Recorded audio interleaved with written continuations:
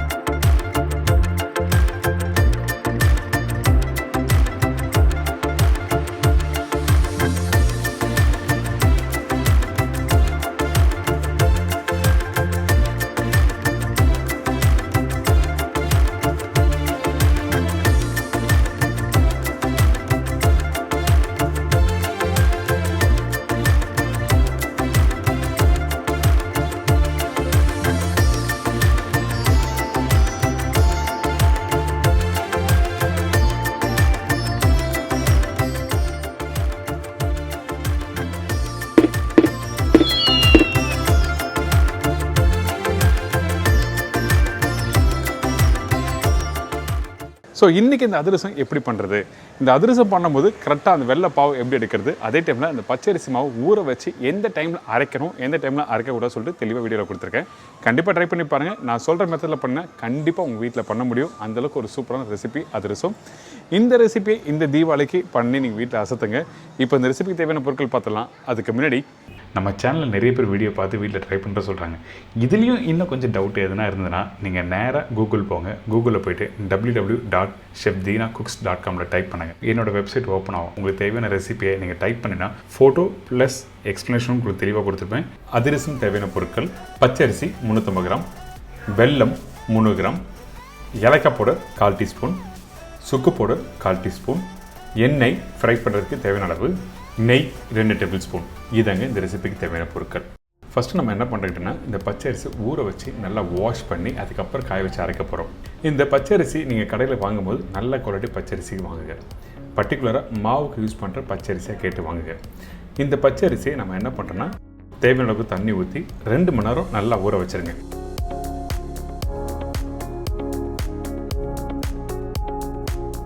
அதுக்கு பிறகு இந்த அரிசியை நல்லா வாஷ் பண்ணி அதுக்கப்புறம் காய வைக்கணும்.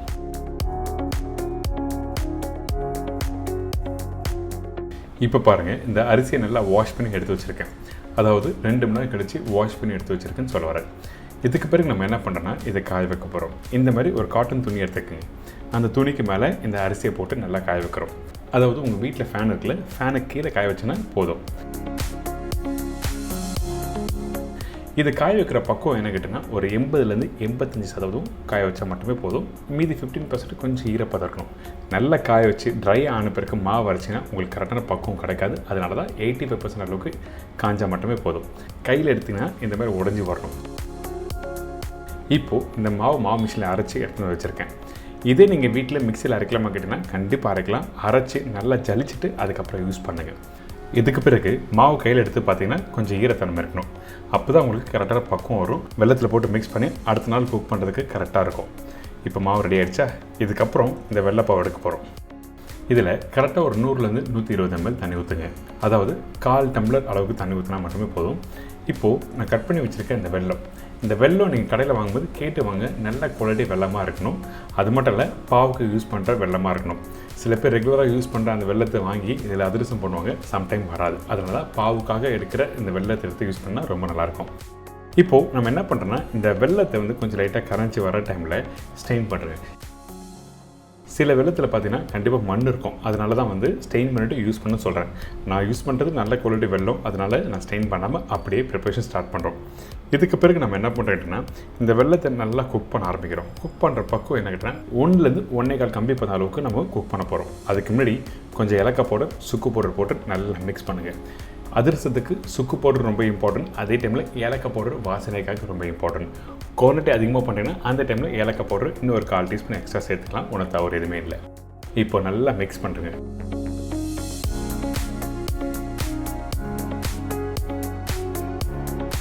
மிக்ஸ் பண்ணி முடிச்ச பிறகு கையில் எடுத்து பார்த்தீங்கன்னா இந்த மாதிரி டெக்ஸ்டில் இருக்கக்கூடாது. இந்த மாதிரி டெக்ஸ்டில் எடுத்து நீங்கள் பண்ணிங்கன்னா கண்டிப்பாக அதிரசம் வராது.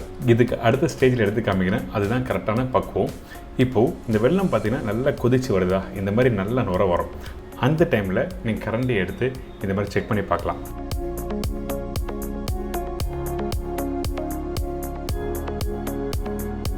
கரண்டிலேருந்து எடுத்து ஊற்றும் போது அப்படியே கண்டினியூவாக இறங்கணும். இதுதான் கரெக்டான டெக்ஸ்சர். இதுக்கு பிறகு இன்னொரு மெத்தடும் இருக்குது. கரெக்டாக ரெடியாக இருக்கா இல்லையான்னு செக் பண்ணுறதுக்கு. ஒரு சின்ன பவுலில் தண்ணி எடுத்துக்கங்க. அந்த பவுலில் ரெடியான அந்த வெள்ளைப்பாவை எடுத்து ஜஸ்ட்டு ட்ராப் பண்ணணும். அப்படி விடும்போது பிரிஞ்சு போகாமல் அப்படியே ரவுண்டாக ஒரே இடத்துல இருந்ததுன்னா கண்டிப்பாக கரெக்டாக வந்துருக்குன்னு அர்த்தம். கையில் எடுத்து பார்த்தீங்கன்னா இந்த மாதிரி ரவுண்டாக உருண்டு வரணும்.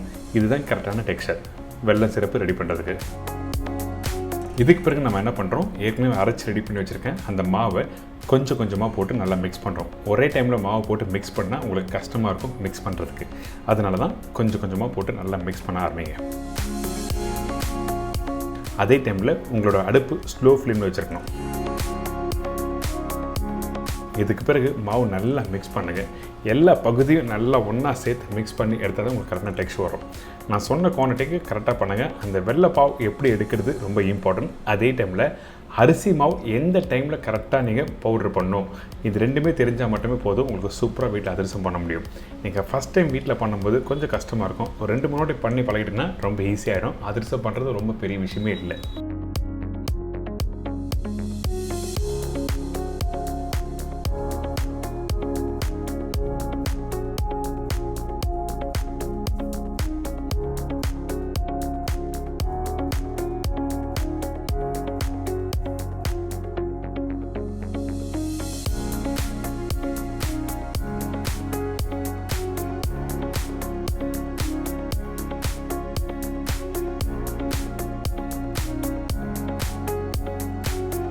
இப்போ ஆல்மோஸ்ட் ரெடி ஆகிடுச்சு. இப்போ ரெடியானதை அப்படியே கையில் எடுத்து காமிக்கிறேன். இந்த மாதிரி ஒட்டாமல் பக்குவத்தில் கரெக்டாக வந்துருக்கணும். கொஞ்சம் சூடாக இருக்கும், ஆனால் பார்த்து ஹேண்டில் பண்ணுங்கள். இதுக்கு பிறகு நம்ம என்ன பண்ணுறோம்னா இதை அப்படியே இன்னொரு பவுலில் ட்ரான்ஸ்ஃபர் பண்ணுறோம்.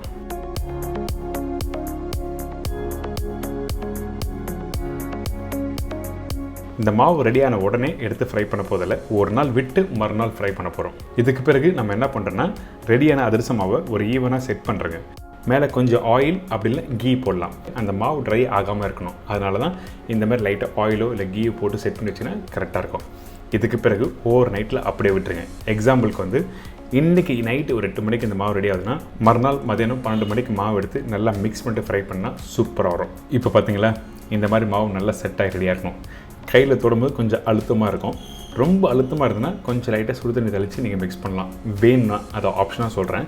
இப்போ மாவு கையில் எடுத்து பார்த்தீங்கன்னா கொஞ்சம் கெட்டியான பக்குவத்தில் கரெக்டாக வந்திருக்கு. இதுக்கு பிறகு நம்ம என்ன பண்ணுறோன்னா இந்த மாவை நல்லா மிக்ஸ் பண்ணணும். மிக்ஸ் பண்ணி முடித்த பிறகு தான் ரவுண்டாக உருட்டி தட்டி ஃப்ரை பண்ணணும். நல்லா அழுத்தி நல்லா மிக்ஸ் பண்ணுங்கள். இந்த மாதிரி அழுத்தி மிக்ஸ் பண்ணும்போது கொஞ்சம் கஷ்டமாக இருக்கும். அந்த டைமில் நம்ம என்ன பண்ணலாம் கேட்டிங்கன்னா கொஞ்சோண்டு எண்ணெய் கையில் எடுத்துக்கங்க. எண்ணெய் கையில் நல்லா அப்ளை பண்ணிட்டு நல்லா மிக்ஸ் பண்ணும்போது கொஞ்சம் ஈஸியாகவும் அதே டைமில் கொஞ்சம் லூஸாகவும் அந்த டோ.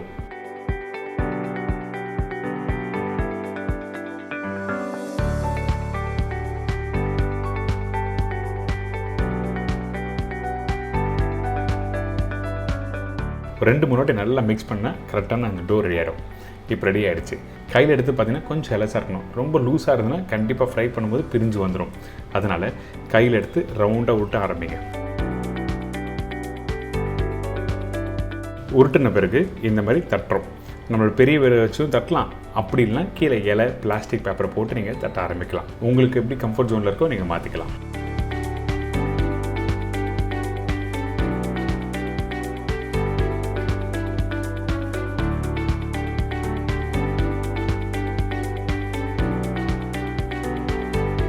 அவ்வளோதான். இப்போ இன்னொரு மெத்தட்லையும் சொல்கிறேன் எப்படி தட்டுன்னு சொல்லி. வாழை இலையில் போட்டு தட்டும்போது இன்னும் கொஞ்சம் ஈஸியாக இருக்கும். நீங்கள் ட்ரை பண்ணி பார்க்கலாம்.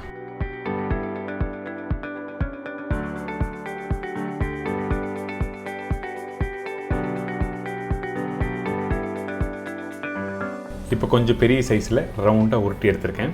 இதுக்கு பிறகு நம்ம என்ன பண்ணுறோன்னா ஒரு வாழை இலை, அந்த வாழை இலையில் கொஞ்சமாக ஆயில் அப்ளை பண்ணி வச்சுருக்கேன். அப்போ தான் ஒட்டாமல் வரும் தட்டும் போது.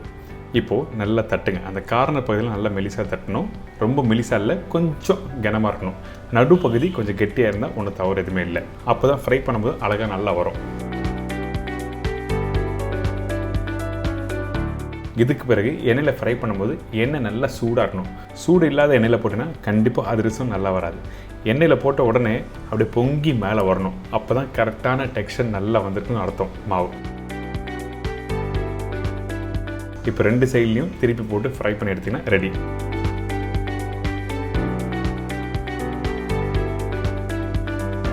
இந்த அதிரசம் ஃப்ரை ஆகிறதுக்கு ரொம்ப டைம் இருக்காது. எண்ணெய் நல்லா சூடாக இருக்கணும். இந்த அதிரசம் ரெடி ஆகிடுச்சுன்னு சொல்லி எப்படி செக் பண்ணுறது கேட்டிங்கன்னா, சின்னதாக பபுள்ஸ் வரும் பார்த்தீங்களா, அதை அடங்கின பிறகு நீங்கள் கரண்டியில் எடுத்து இந்த மாதிரி ஒரு 2 பிளேட் வச்சு லைட்டாக ப்ரெஸ் பண்ணிங்கன்னா உங்களுக்கு அதிரசம் ரெடி. நீங்கள் அதிரசம் ப்ரெஸ் பண்ணுற டை இருந்துன்னா இன்னும் கொஞ்சம் ஈஸியாக இருக்கும். அப்படி இல்லாதவங்க ஜல்லிக்கண்டு யூஸ் பண்ணலாம். அப்படியும் இல்லைன்னா இந்த மாதிரி 2 பிளேட் எடுத்து லைட்டாக ப்ரெஸ் பண்ணி எக்ஸஸாக இருக்க எண்ணெய் எடுத்துருங்க.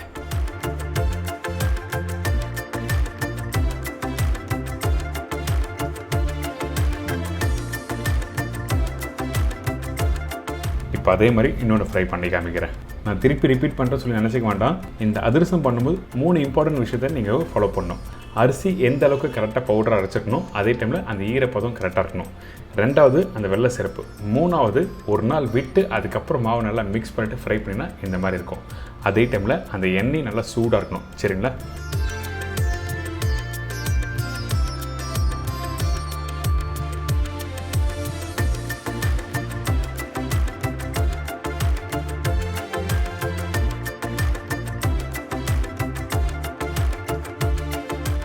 இந்த தீபாவளிக்கு இந்த அதிரசம் ட்ரை பண்ணி பாருங்கள். ரொம்ப நல்லாயிருக்கும். ரொம்ப சிம்பிள் தான், ரொம்ப ஈஸி தான். கரெக்டாக சொல்லி கொடுத்துருக்கேன்.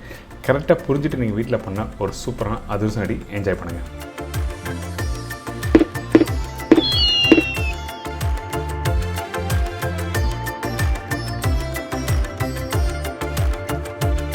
இப்போது எல்லாருக்கும் தெரிஞ்சிருக்கும் இந்த அதிரசம் எப்படி பண்ணுறதுன்னு. அந்த பச்சரிசி மாவு கரெக்டான அந்த ஈரப்பதத்தில் எடுத்து, அதாவது ஈரம்னா நான் சொன்ன மாதிரி ஒரு 90% அளவுக்கு நீங்கள் அந்த மாவு அப்படியே ஈரத்தன்மையோடு எடுத்து அரைச்சி அதுக்கப்புறம் இந்த வெல்லம் அந்த பாவை கரெக்டாக நீங்கள் மிக்ஸ் பண்ணி எடுத்திங்கன்னா மறுநாள் கெட்டியாக இருக்கும். டைம் விட்டால் தான், அதாவது குக் பண்ணி முடித்த பிறகு டைம் விட்டு நீங்கள் அதுக்கப்புறம் அதிரசம் சுட்டிங்கன்னா ரொம்ப சூப்பராக வரும். அதே மாதிரி அதிரசம் சுட்ட பிறகு ஒரு 2 நாள் கழிச்சு சாப்பிட்டு பாருங்களேன், இன்னும் வேறு மாதிரி இருக்கும். ஏன் கேட்டிங்கன்னா அந்த பொரியாக நல்லா சூப்பராக இருக்கும் சாப்பிட்றதுக்கு. கண்டிப்பாக என்ஜாய் பண்ணுங்கள். இதே மாதிரி நாளைக்கு இன்னொரு அருமையான ரெசிபி சந்திக்கிறேன். நன்றி, வணக்கம். See you, bye, take care.